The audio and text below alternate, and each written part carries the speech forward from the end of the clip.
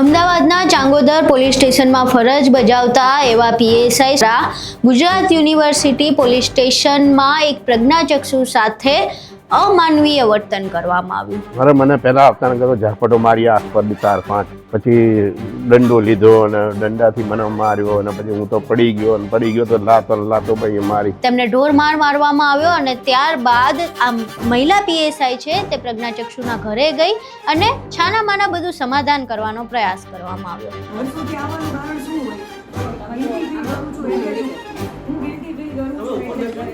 હવે આખી ઘટના જે બની હતી તેમાં વડગામના ધારાસભ્ય એવા જિગ્નેશ મેવાણીએ ઝંપલાવ્યું છે.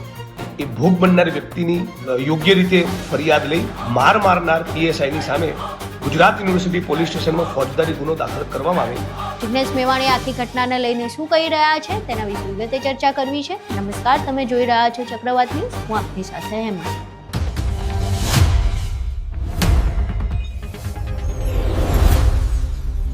ગઈકાલે એક બનાવ સામે આવ્યો હતો જેમાં પંચવટી વિસ્તારમાં એક પ્રજ્ઞાચક્ષુ વ્યક્તિ દુકાન ચલાવતા હતા.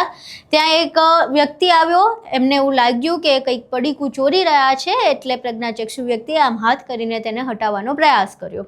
હવે આખી ઘટના બની એટલે જે વ્યક્તિને તેણે હાથ આમ અડાડ્યો હતો કે માર્યો હતો એ વ્યક્તિએ તેના પિતાને બોલાવ્યા. તેના પિતા ત્યાં આવ્યા. પ્રજ્ઞાચક્ષુ વ્યક્તિને મન ભાવે એવી ગાળો ભાંડી. ત્યારબાદ પોલીસને બોલાવવામાં આવ્યા. પોલીસને બોલાવ્યું એટલે પોલીસ તેમને ગુજરાત યુનિવર્સિટીના પોલીસ સ્ટેશન મથકે લઈ ગઈ. ત્યાં આવ્યા બાદમાં ત્યાં ચાંગોદર પોલીસ સ્ટેશનમાં ફરજ બજાવતા એવા પીએસઆઈ ત્યાં આવ્યા. ત્યાં આવીને તેમણે પ્રજ્ઞાચક્ષુ વ્યક્તિને ઢોર માર્યો. પહેલા લાફાથી માર્યો, પડી ગયા તો લાતુથી માર્યો, લાકડીઓથી, દંડાથી માર્યો. આખી ઘટનામાં જે પ્રજ્ઞાચક્ષુ વ્યક્તિ હતા તેમની આંખ એટલી સૂજી ગઈ છે, તેમને હોસ્પિટલાઇઝ કરવા પડ્યા. બાદમાં જ્યારે તેઓ ઘરે આવ્યા તો આ જે બેન છે એ પીએસઆઈ બેન કોઈ પણ શરમ વગર એ પ્રજ્ઞાચક્ષુના ઘરે જાય છે ને એવું કહે છે કે હું ગિલ્ટી ફીલ કરું છું, આ બધું ભૂલી જવાનું કહે છે. ત્યાં મીડિયા પહોંચે છે. મીડિયાને જોતા જ રફુચક્કર થવાનો પ્રયાસ કરે છે. હવે આખી ઘટના ગઈકાલથી સતત ચર્ચામાં છે અને હવે આ મામલે જિગ્નેશ મેવાણીએ પોતાની પ્રતિક્રિયા આપી છે અને તેમણે પ્રજ્ઞાચક્ષુ વ્યક્તિને ન્યાય મળે તેના માટે કડકમાં કડક કાર્યવાહીની માંગ કરી છે. અહીં સાંભળીએ જિગ્નેશ મેવાણી આખી ઘટના વિશે શું કહી રહ્યા છે. છેલ્લા 2 દિવસથી તમે સોશિયલ મીડિયામાં કદાચ એક વિડીયો જોયો છે. અમદાવાદ શહેરના ગુજરાત યુનિવર્સિટી પોલીસ સ્ટેશનના હદ વિસ્તારમાં એક પ્રજ્ઞાચક્ષુ વ્યક્તિ, એક ભાઈ, એ નાનો મોટો વેપાર કરે છે. એમનો ગલ્લો છે, દુકાન છે અને ત્યાંથી કેટલાક અળવિતરા તત્વો અમુક પેકેટ તોડીને જતા હોય એટલે પ્રજ્ઞાચક્ષુ વ્યક્તિ હાથ વીંઝોડીને એ લોકોને રોકવાની કોશિશ કરે. કદાચ આવી કોઈ ઘટનામાં એક અમદાવાદ ગ્રામ્ય વિસ્તારના એક મહિલા પીએસઆઈ એ આ વ્યક્તિને મારે છે. એટલું બધું મારે છે કે એમની આંખ સૂજી જાય છે. કદાચ એમની આંખ ફૂટતા બચી ગઈ.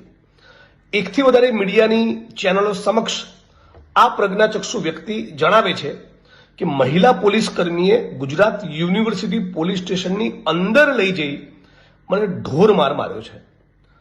આજે એ વાતને લગભગ 48 કલાક કરતા વધુ સમય થયા. આજ દિન સુધી બીજા વિસ્તારની મહિલા પીએસઆઈ ગુજરાત યુનિવર્સિટી પોલીસ સ્ટેશનની અંદર કથિત રીતે ઘૂસી આ પ્રજ્ઞાચક્ષુ વ્યક્તિને મારી જાય તો મહિલા પીએસઆઈ ઉપરાંત ગુજરાત યુનિવર્સિટી પોલીસ સ્ટેશનના સ્ટાફના કર્મચારીઓ પણ કાયદાની કલમ પ્રમાણે આરોપી બને.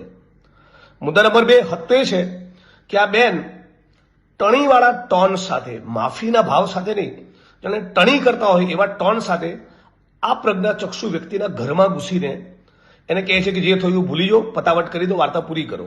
એવો આખો એમનો ભાવ, એવો આખો એમનો એટીટ્યુડ છે. જે પણ મીડિયાના લોકોએ બાઇટ્સ લીધી, બાઇટ તમે જુઓ તેના પરથી તમને સ્પષ્ટ દેખાય. હવે સવાલ એ છે કે કદાચ કાલે ઉઠીને આ પ્રજ્ઞાચક્ષુ વ્યક્તિ એ પોતાની કોઈ લાચારીના કારણે કે ગરીબ માણસ છે, સામાન્ય વ્યક્તિ છે, પોલીસ સામે ક્યાં બાત ભીડવી એવી લાગણીના કારણે કદાચ કોમ્પ્રોમાઇઝ કરી લે. પણ સવાલ એ છે કે શું ગુજરાત યુનિવર્સિટી પોલીસ સ્ટેશનના પોલીસ ઇન્સ્પેક્ટર, એમના સંબંધિત એસીપી, ડીસીપી અને જોઈન્ટ કમિશનર પોલીસ કે અમદાવાદના પોલીસ કમિશનર આમની જવાબદારી નથી બનતી? કે ગુજરાત યુનિવર્સિટી પોલીસ સ્ટેશનમાં ઘૂસી પ્રજ્ઞાચક્ષુ વ્યક્તિને મારનાર અમદાવાદ ગ્રામ્યના પેલા મહિલા પીએસઆઈ ની સામે ગુનો દાખલ કરી એ જ પ્રમાણે અમદાવાદના એસપી અને આઈજીની જવાબદારી નથી બનતી? આ મહિલા કર્મચારીની સામે ખાતાકીય તપાસ હાથ ધરે, તાત્કાલિક અસરથી એને સાઇડલાઇન અને સસ્પેન્ડ કરવામાં આવે અને પછી આગળ જતા તપાસમાં ખુલે કે ખરેખર અમને પેલા પ્રજ્ઞાચક્ષુ વ્યક્તિને માર્યો હતો અને ગુજરાત યુનિવર્સિટી પોલીસ સ્ટેશનમાં લઈ જઈને માર્યો હતો, તો એમણે પણ ફોજદારી ગુનો દાખલ કરવો જોઈએ. હું આશા રાખું છું કે મીડિયા અને અમારા જેવા વિપક્ષના માણસો આ મુદ્દે થોડુંક બોલવાનું શરૂ કરે, આના વિડીયોઝ વાયરલ થાય, એના પછી પોલીસ હરકતમાં આવે એ ઠીક નથી. આટલો પ્રાઇમા ફેસી સ્ટ્રોંગ કેસ છે. પ્રજ્ઞાચક્ષુ વ્યક્તિને કોઈ ધારાસભ્ય, સંસદ સભ્ય મારે કે કોઈ પીએસઆઈ કે પીઆઈ મારે, એ ભોગ બનનાર વ્યક્તિની યોગ્ય રીતે ફરિયાદ લઈ મારનાર પીએસઆઈની સામે ગુજરાત યુનિવર્સિટી પોલીસ સ્ટેશનમાં ફોજદારી ગુનો દાખલ કરવામાં આવે એવું માંગ કરું છું. અહીં તમે જિજ્ઞેશ મેવાણીને સાંભળ્યું. હવે જિજ્ઞેશ મેવાણી અવારનવાર પોલીસ તંત્ર અને પોલીસ તંત્રની દમનકારી નીતિ ઉપર પ્રશ્નો ઉઠાવતા હોય છે. જાણે એવું લાગે કે તેમને પોલીસ સાથે ભળતું નથી. એવા દ્રશ્યો પણ અવારનવાર જોવા મળે છે. પોલીસ સાથે રીતસર તેમના ઝઘડાના પણ દ્રશ્યો આવતા હોય છે. આ વખતે ફરી એકવાર તેમણે પોલીસ તંત્ર પર પ્રશ્નો ઊભા કર્યા છે. પોલીસ તંત્ર સામે કડક કાર્યવાહીની માંગ કરી છે. હવે આ તમામ વચ્ચે જિજ્ઞેશ મેવાણીએ જે માંગ કરી છે તે પૂરી થાય છે કે કેમ, પીએસઆઈ ઉપર કોઈ કડક કાર્યવાહી કરવામાં આવે છે કે કેમ, તે જોવું રહ્યું. પરંતુ આખી ઘટના વિશે તમારું શું માનવું છે? આ સિવાય જિજ્ઞેશ મેવાણીએ જે પ્રતિક્રિયા આપી છે તેના વિશે તમારું શું માનવું છે? તમારા મંતવ્યો અમને કોમેન્ટ બોક્સમાં જરૂર જણાવજો. વિડીયો પસંદ આવ્યો હોય તો વિડીયોને લાઇક કરજો, શેર કરજો અને અમારી ચેનલને સબસ્ક્રાઇબ કરવાનું ભૂલશો નહીં. નમસ્કાર.